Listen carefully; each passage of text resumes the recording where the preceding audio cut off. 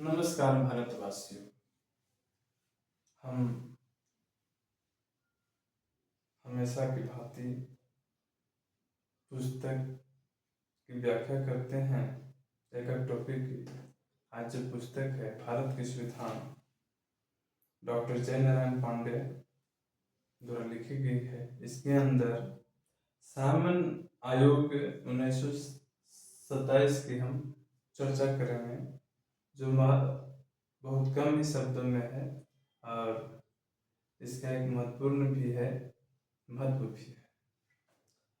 तो जैसा कि अब हम शुरू करते हैं, सामन आयोग क्या है।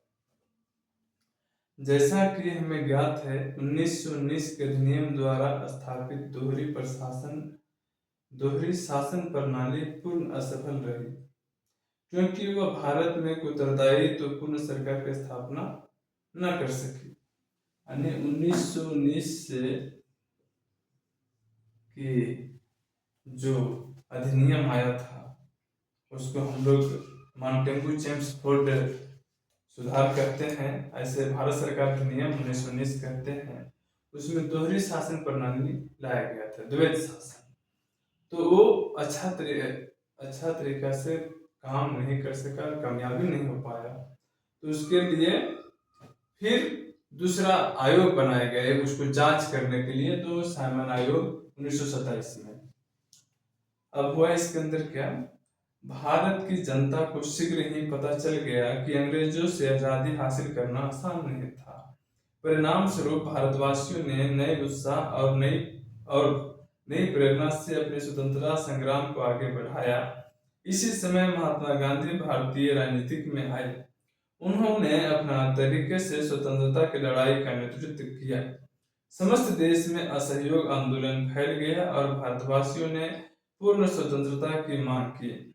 इस विशद आंदोलन ने अंग्रेजों का ध्यान आकर्षित किया और वे वर्तमान परिस्थिति को सुधारने के लिए मजबूर हो गए। अंत में 1927 में साइमन आयोग की नियुक्ति की गई।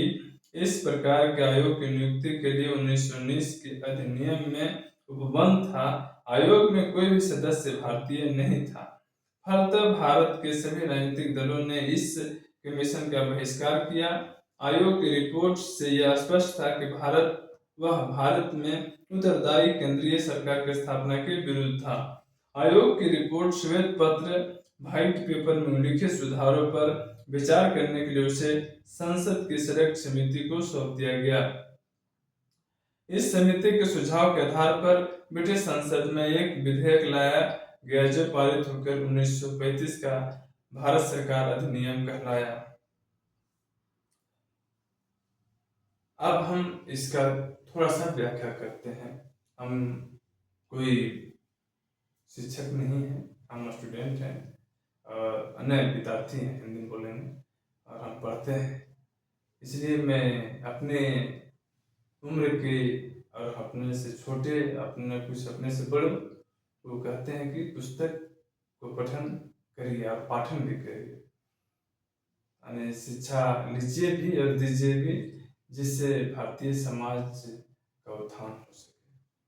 तो हम इसको छोड़े थे, उत्तरदायी सरकार की स्थापना न कर सकी, वहां तक मैं अपने तरीका से। हुआ यूं है कि अब भारतवासी चाह रहे हैं कि हमको पूर्ण स्वतंत्रता दे। पूर्ण स्वतंत्रता की मांग हमेशा उठ रही थी। स्वतंत्रता ये तो अंग्रेज दे नहीं रहा है भाई।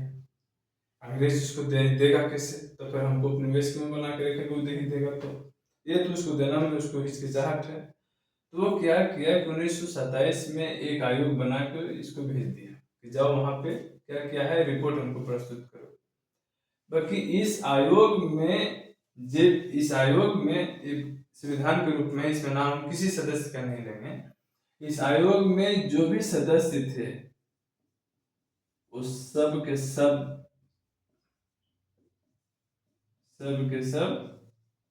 अंग्रेज थे। कोई भी इसमें भारतीय नहीं था। इसलिए भारत के लोगों को ये समझ आया कि भारतीय इसमें है ही नहीं, तो भारत के परिप्रेक्ष्य में ये आयोग जो भी रिपोर्ट देगा वो गलत देगा, इसलिए इसका पुरजोर विरोध करना चाहिए, उस समय के नेताओं ने कहा। और वो उसका विरोध किया, और विरोध करना वाजिब था और वो किया। इसको यहाँ से भेजना, go back Simon, go back Simon किया गया। इसी के विरुद्ध में गो बैक साइमन में लाला लाजपत राय पर लाठीचार्ज हो गया। मेरा एक अमूल रत्न खो गया।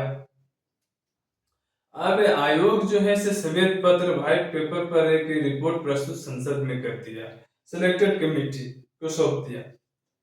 अब ये जब रिपोर्ट सौंप दिया तो इसी रिपोर्ट के आधार पर भारत सरकार अधिनियम, भारत सरकार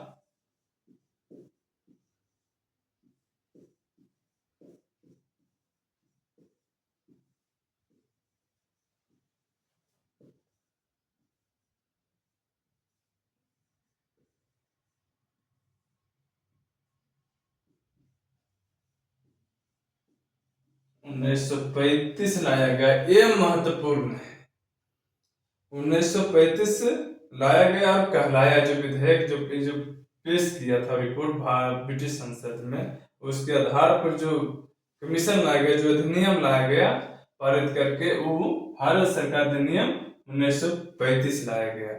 अभी 1935 जो है, इसको पढ़ने में बहुत लंबा समय लगेगा, 2-3 चैप्टर है, तो 2-3 चैप्टर को पढ़ने में, समझने में समय लगेगा। तो इसलिए आज का मेरा व्याख्यान जो है, मेरे हिसाब से, और जो महाशय लिखे हैं डॉक्टर जय नारायण पांडे, उनके हिसाब में जो इतना लिखा हुआ है, उसका आधार पर मैं विश्लेषण किया। हम देख सकते हैं किताब है।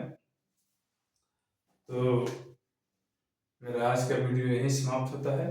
जय हिंद, जय भारत।